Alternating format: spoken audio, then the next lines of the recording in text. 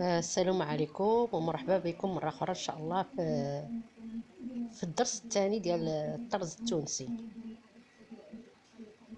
بغيت ننسق لكم اللون الأول من بعد ما سالينا اللون الصفر، جبت اللون الكري باش ننسقو في اللون الصفر. حتى هو أربعة ديال الخيوط كنبداو الدرس الثاني إن شاء الله.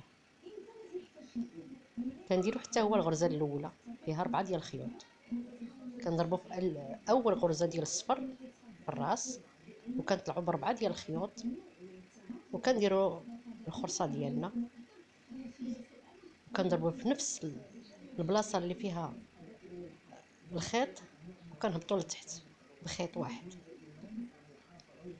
وكنطلعو نيشان عاوتاني 4 ديال الغرز، كنهبطو لتحت،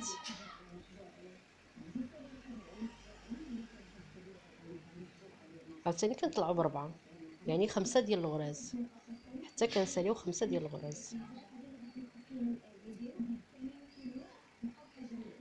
هكا كنسقوا الالوان في هذا الطرز ديال التونسي. كنوريكم كيفاش تنسقوا الالوان،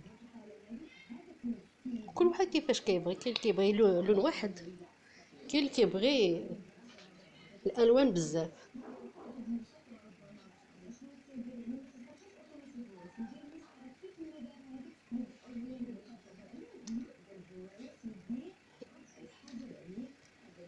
وكيف قلت لكم هذا الدرس ديال التحدي،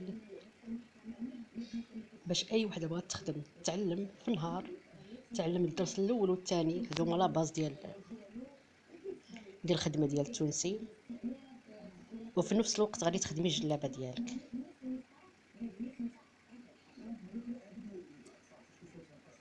انا المهم عندي هو تعلموا هاد الخدمه الاولى لا باز ديال الطرز.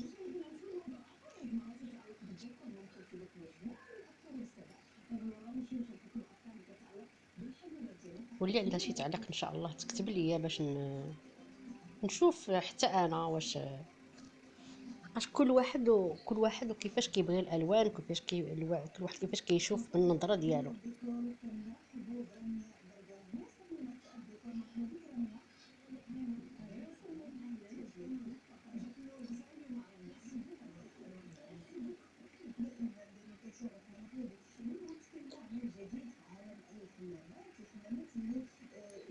انا جبت الكارو، الكاشمير ديال الكارو ديال هذا الفصل ديال الشتاء، وحطيت عليه الكانفا وبديت نخدم. اختاريت هاد الالوان هادو. كاين اللي كيختار القرونه، كاين اللي كيختار الازرق، كاين اللي كيختار الموطاغ، الصفر عسلي. كل واحد كيفاش كيختار الالوان ديالو، ولكن انا اختاريت الصفر والقري.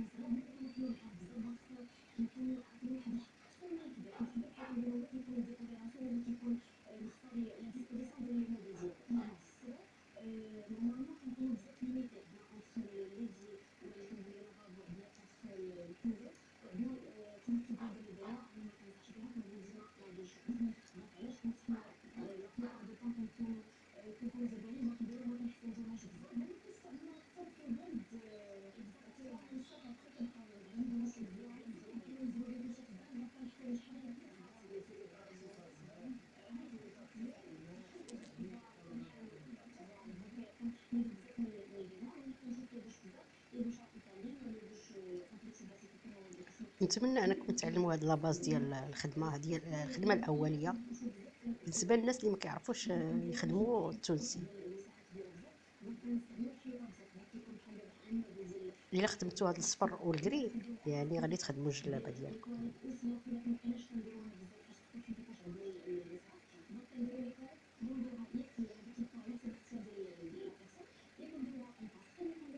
وكيف ما وريتكم في الدرس الاول، هذه هي الجلابه اللي غادي نوريكم الموديل ديالها. كتجي بحال الراندا، من بعد اللي شافها تيقول راندا.